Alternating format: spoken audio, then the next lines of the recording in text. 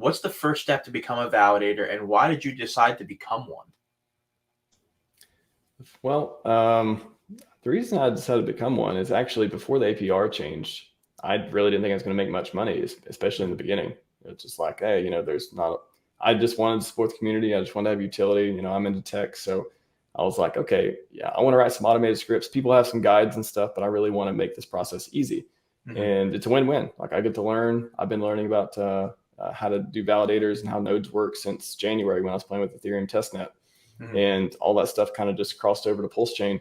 So for me, it's kind of like what I like to do in my coding life is take some concept and then make it very easy to use and like automate it if possible. So I've been doing that forever. So I was like, okay, we're going to have utility right now. It's a lot of people are just using guides, manual commands and stuff, which is fine. A lot of people love doing that and they still do it to this day. But to me, it's like, I love to automate things. So can I write some scripts? Can I write some guidance? Can I like figure this stuff out so I know, and then I can teach other people about it. And so that's where it came about. I thought it was a great way to contribute to the community. And then as far as being a validator, I mean, the first thing is you got to have 32 million pulse. That's the most important thing. You got to have that or more, 32 million per. So if you want to run 10, 10 times 32 mil, all that fun stuff. And then you can run as many as you want on a server.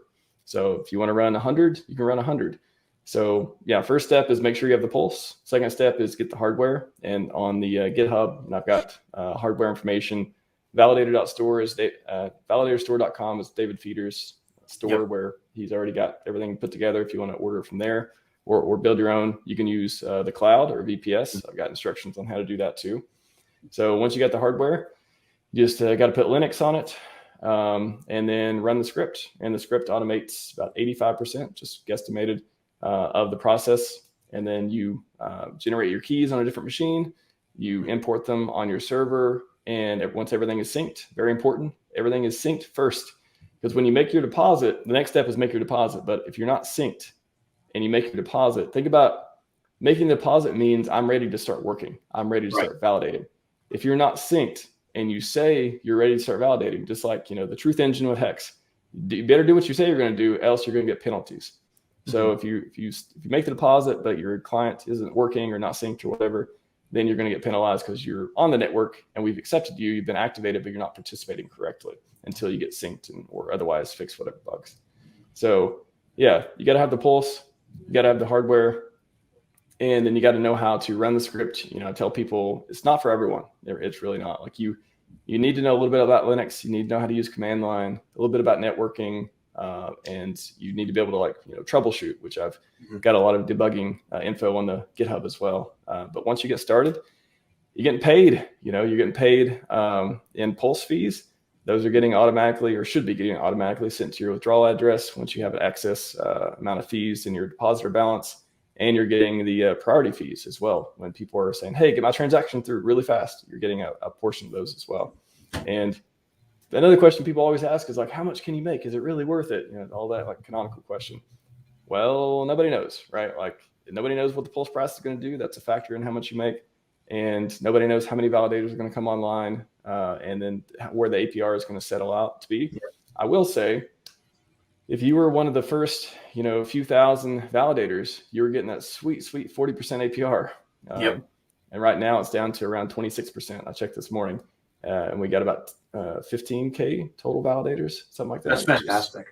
Amazing. So there's 4,000 Genesis validators, which is, the dev team runs. That was the bootstrap the network, right? We can't use the network unless there's validators. So the dev team was running 4,096. And then everything after that was community. It was not the dev team. It was people spinning stuff up, assumedly. So yeah, we got at least 10K community validators spread out all over the world.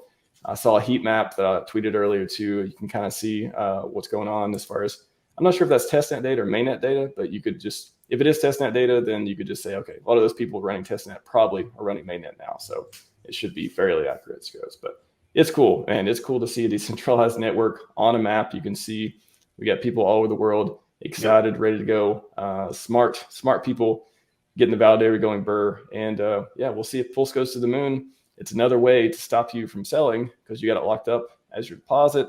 You're earning fees. You don't really have to touch it. There's a couple baby maintenance things you have to do, but even those can be automated through the process. But essentially, once you get up and running, you probably don't even need to touch it for every few months or so, just to do some little bit of maintenance. Or if we have some kind of fork, pay attention to Richard. If he's like, hey, we're going to change a parameter. We need to fork, we need to do this, this next version of the network, then that's fine. Our coins are still there. All that's cool. However, you're going to have to update your validators more than likely, because you want to be on the latest consensus, unless you want to go fork and try to make your own, ETH fair. I guess try to make your own Pulse fair, Pulse. I guess there's no Pulse proof of work unless you really made some changes. But it's man, it's pretty cool. It's cool to see the community come together and be like, we are going to make this thing successful. You do the work, as Richard said, forever. Mm-hmm.